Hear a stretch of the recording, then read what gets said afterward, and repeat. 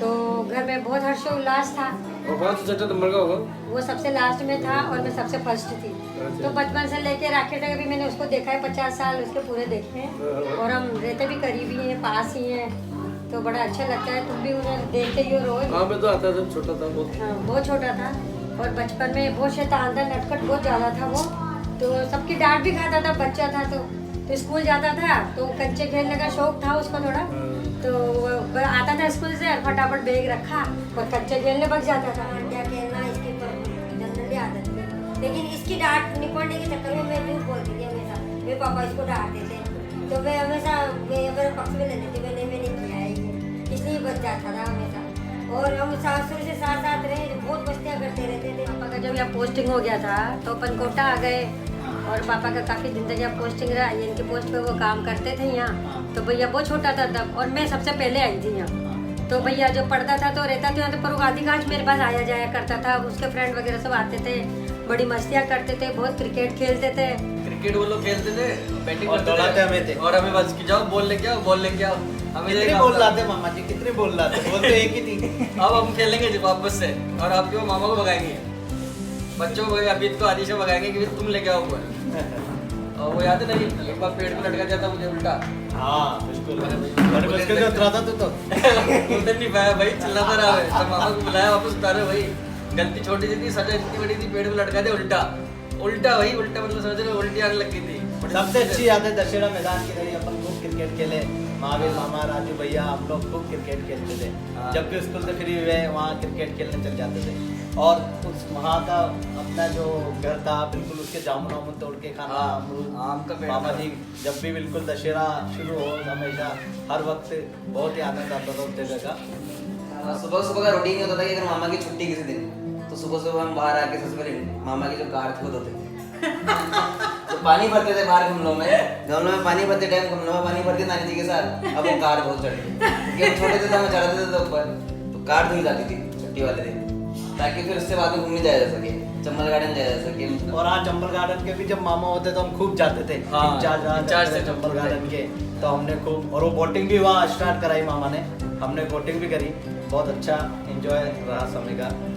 लेकिन मुझे तो बहुत डर लगता था सच्ची बताऊं मामा से, क्योंकि मुझे और राजा को देखता हमारा मामा ने गेट पे लटका थोड़ा तेज है, पता नहीं आज भी आ जाए, थोड़ा बच के रहना। पता ही नहीं पड़ता, 50 साल के हो गए। तुम तो 36 का हो गया और तू भी तो कम छोड़ना है, 1 साल हो रहा है। समय के साथ सब बड़े हो ही रहे। बड़े होते होते हम भैया के पापा एक्सपायर हो गए, भैया की जॉब लग गई और भैया रात में उसकी ऐसी जगह ड्यूटी लगी थी, रात भर नाइट ड्यूटी करना पड़ता था इसको।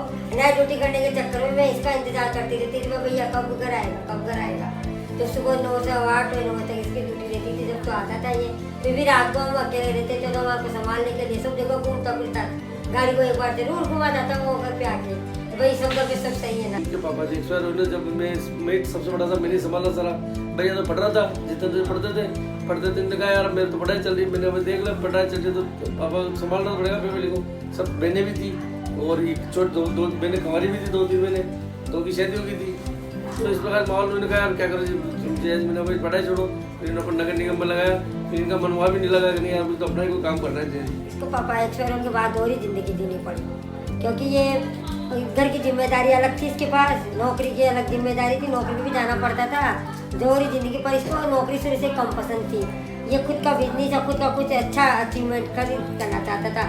वो तो घर परिवार की स्थिति को देखते हुए इसको गवर्नमेंट जॉब की, क्योंकि इसकी क्वालिफिकेशन को देखते हुए इसको गवर्नमेंट जॉब मिलना स्वाभाविक था, तो इसको करना भी पड़ा और करा भी सही इसने। लेकिन घर परिवार में क्या जिम्मेदारी थी सही, इधर में 2 बहनें, एक बड़ी एक छोटी, दोनों थी। मेरी भी शादी करनी थी, खुद की भी शादी करनी थी और मम्मी को भी संभालना था। लेकिन इसने बिजनेस के साथ साथ और नौकरी छोड़ा उचित समझा, उसको बिजनेस मिल गया इसका। बिजनेस मिलते ही बिजनेस के साथ घर परिवार को भी संभाला और अपनी बहनों को भी संभाला और सबके शादी भी की और उसके बीच उसकी शादी भी हो गई। शादी के साथ इसको इतना अच्छा पार्टनर मिली हमारी आभा, जिसने उसकी लाइफ को ही सुधार दिया पूरी हुई। जो 95 में हमारी हमारी शादी हुई थी, और शादी भी क्या कहूँ, एक बहुत ही अजीब सी घटना थी, क्योंकि इन्होंने अपनी लाइफ में सोचा हुआ था कि मैं जिस पहली लड़की को देखूंगा उसी से शादी करूंगा। और उसका कारण ये था कि पापा जी की डेथ के बाद जब ये अपने बहनों के लिए रिश्ता देखने जाते थे तो फिर इनको लगता था कि कोई मना कर जाता है तो उनके दिल पे क्या गुजरती है। तो इस फीलिंग को वो समझते थे, फील करते थे, क्योंकि इनका नेचर ऐसा है कि किसी को देखते हैं तो उसमें अपने आप को इमेजिन करते हैं, अपना फ्यूचर देखते हैं।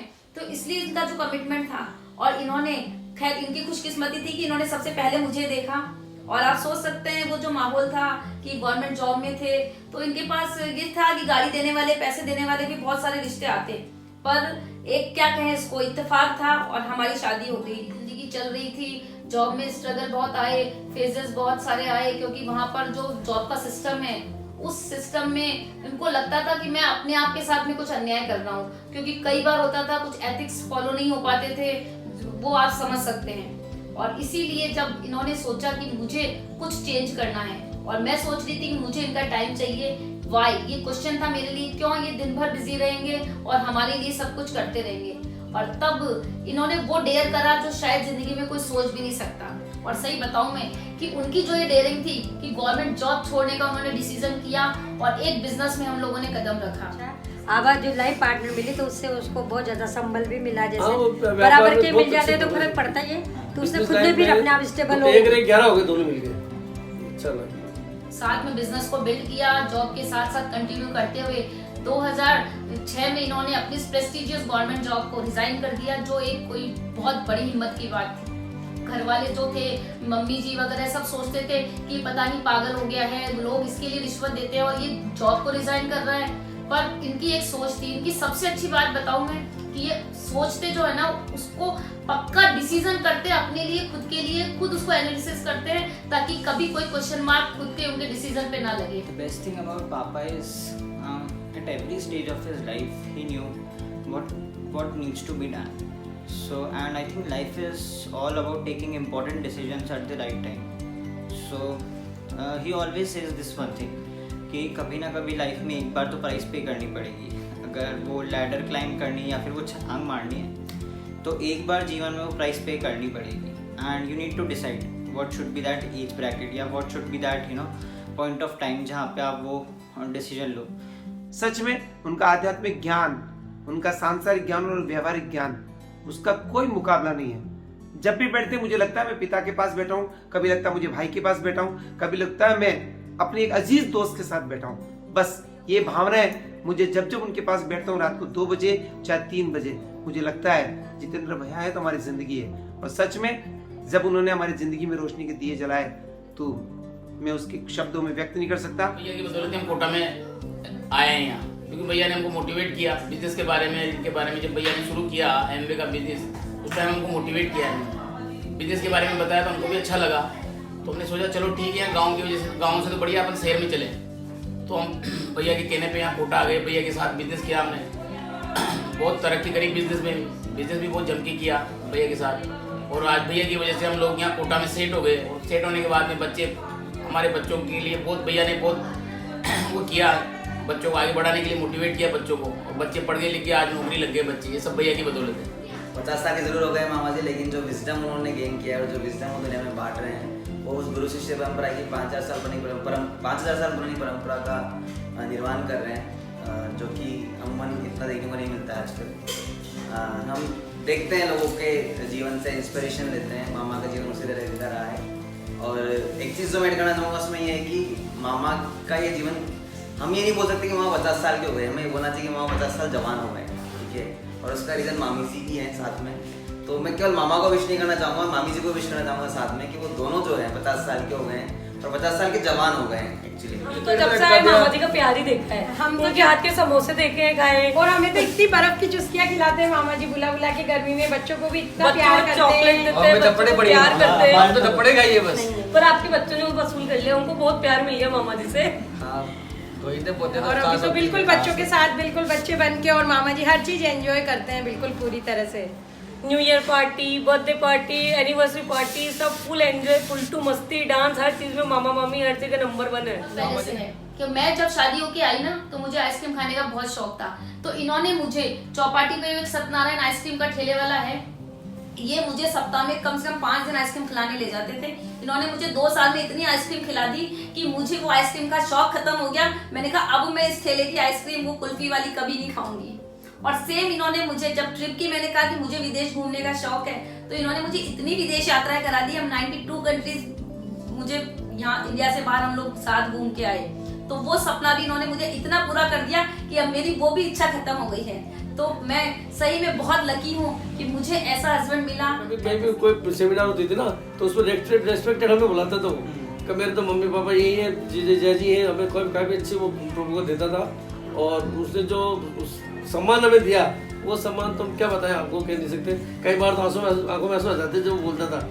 जब कभी सेमिनार होती थी ना, जैसे IIL में हुई थी एक बार 2-3 ऑडिटोरियम में हुई थी, हमने देखा था उसके, जब बोलता था तो इतना सम्मान देता था कि हमारे खुद की आंखों में आंसू आ जाते थे, यार देखो आज इसके वजह से अपन इतने सम्मानित हो गए। अर्श तक का सफर कहने को बहुत थोड़ा लगता है, पर जीवन लग जाता है इस सफर को तय करने में। अमूल्य जीवन है जो मंजिल तक पहुंचने की कीमत है, लेकिन जितेंद्र जी ने अपनी जिंदगी का सफर नौकरी से शुरू करके बिजनेस की ऊंचाइयों तक पहुंचाया है। बहुत कम समय नहीं है ये, और बहुत आसान भी नहीं है। अपनी मेहनत से और अपने पुरुषार्थ से ये सब किया है। अपने जज्बे से और कुछ करने की जो अंदर से इच्छा होती है, वो ही इंसान को ये सब करवा सकती है, और ये सब इनमें भरपूर है। गुड मॉर्निंग जितेंद्र भैया, आपको आपकी 50वीं वर्षगांठ बहुत बहुत मुबारक हो, और आप हेल्दी, वेल्दी, हैप्पी, खूब लंबी 150 साल और उम्र जिए, यही मेरी शुभकामना है। और जितने भी आपकी जिंदगी के अभियान हैं, जिस मकसद के लिए आपका जन्म हुआ है, उस मकसद को जैसे आप आज तक सार्थक करते आए हैं, वैसे ही इसको आगे सार्थक करते रहें, ये मेरी शुभकामनाएं हैं। भैया आपका संकल्प, आपका आत्मनिर्भरता अभियान, आपका वर्क लाइफ बैलेंस लोगों को सिखाने का अभियान, खुश रहना सिखाने का अभियान, और अभियान बहुत कामयाब हो। खूब आप तरक्की करें, खूब आप खुशियां फैलाएं, यही मेरी शुभकामनाएं आपके साथ हैं। मैं आज मिस कर रही हूँ आप सबको, दिल मेरा वही है, पर मुझे पता है इस जन्म का जश्न तो बनता ही है। और आपके इतने सारे इतने अच्छे बच्चे हैं, बहुत शानदार आज का जश्न होने वाला है। मेरी तरफ से बहुत बहुत बधाई भैया। आपकी बहन बनकर मैं भी अपने आप को बहुत सौभाग्यशाली महसूस करती हूँ। ये प्यार बस ऐसे ही बनाए रखिएगा, और मोदी केयर का नाम जहूं और इसी तरीके से रोशन करिएगा भैया। खूब खुश रहें, खूब तरक्की करें, खूब आबाद रहें, सबको साथ लेकर के ऐसे ही चलते चले भैया। मेरी यही शुभकामनाएं हैं। All the very best, love you a lot. ऐसे हंसते रहे, मुस्कुराते रहे, हमारे जीवन में रोशनी के दिए जलाते रहे। आप हैं तो हम हैं, आप हैं तो हमारा परिवार है, आप हैं तो हमारी टीम है। थैंक यू भैया, thank you so much again. आपको 50वीं वर्षगांठ पर बहुत बहुत बधाइयाँ, बहुत बहुत बधाइयाँ। थैंक यू भैया। 50वीं वर्षगांठ पर धन्यवाद देती हूँ, थैंक यू करती हूँ भैया, कि आपकी बहुत बड़ी लंबी उम्र हो, और आप हर घर के दिए इसी तरह से जैसे हमें संभाला, वैसे हर परिवार को आप संभालते हुए आ रहे हैं और करते जा रहे हैं। बहुत अच्छा लग रहा है भैया, थैंक यू आपको 50वीं वर्षगांठ पर फिर से मैं आपको धन्यवाद देती हूँ। Happy birthday uncle. जन्मदिन की बहुत बहुत शुभकामनाएं भैया। जन्मदिन की बहुत बहुत बहुत बहुत शुभकामनाएं भैया, और आपकी आयु लंबी हो, आप हमेशा स्वस्थ रहें, यही हम लोग कामना करते हैं। और आपके जैसे मेंटर मिलना हम सभी लोग के लिए सौभाग्य की बात है भैया। और आपके लिए 4 लाइनें मैं बोलना चाहूँगी कि सही क्या है, गलत क्या है, ये सबक पढ़ाते हैं आप। सही क्या है, गलत क्या है, ये सबक पढ़ाते हैं आप। झूठ क्या है और सच क्या है, ये बात समझाते हैं आप। जब सूझता नहीं कुछ भी हमको, तब राहों को सरल बनाते हैं आप।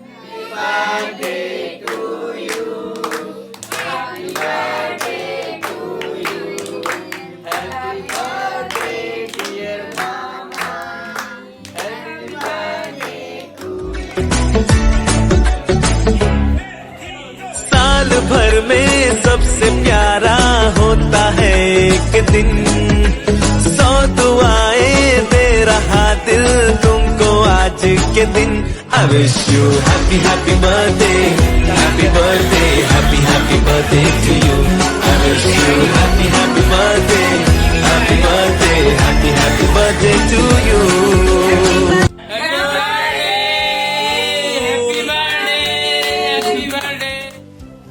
आपको जन्मदिन की बहुत बहुत ढेर सारी शुभकामनाएं। Happy 50th birthday. तुम जियो हजारों साल, साल के दिन हो 50,000। Happy birthday to you, happy birthday, happy birthday Jitendra. अरे जीतू बोलो यार, क्या बोलो यार, जीतू। और लाइक जन्मदिन के खास लम्हे मुबारक हो आपको, आंखों में बसे नए ख्वाब मुबारक हो आपको। जिंदगी जो लेकर आई है आपके लिए आज, वो तमाम खुशियों की हर सौगात मुबारक हो आपको। हैप्पी बर्थडे मामा जी टो। On this auspicious day, I want to express my love in some words for my great mama. हर रिश्ते में मिलावट देखी, कच्चे रंगों की सजावट देखी, सालों साल देखा है आपको, आपके चेहरे पे कभी थकावट ना देखी, न कभी आपके प्यार में मिलावट देखी। Keep showering your love on us, mama. Wish you a very happy 50th birthday. Love you, mama. चलना सिखाया, दौड़ना भी सिखाया, गिरकर उठना सिखाया, बस कभी रुकना नहीं सिखाया, सपने देखना सिखाया, सपने पूरे करना सिखाया, सपने जीना सिखाया, सब कुछ सिखाया, पर कभी पीछे मुड़कर देखना नहीं सिखाया। थैंक यू पापा, loads of love and cheers to this 50th birthday. I think the next 50 would be, more remarkable and more eventful, I would say. Whatever we try to do, we wanna do it just like you, because your story will the world behold, a man with a heart of gold. Your teachings are creating history. With you, we forget all our misery. Your sweet smile makes our day, and today we wish you a very happy birthday. Your life has always inspired us. Your excellence is beyond words. When we grow up, we will be so happy if we become just like you, Daddy. Happy birthday, Papa. Happy birthday, Dada. Happy birthday, Dada. Happy birthday, Banana.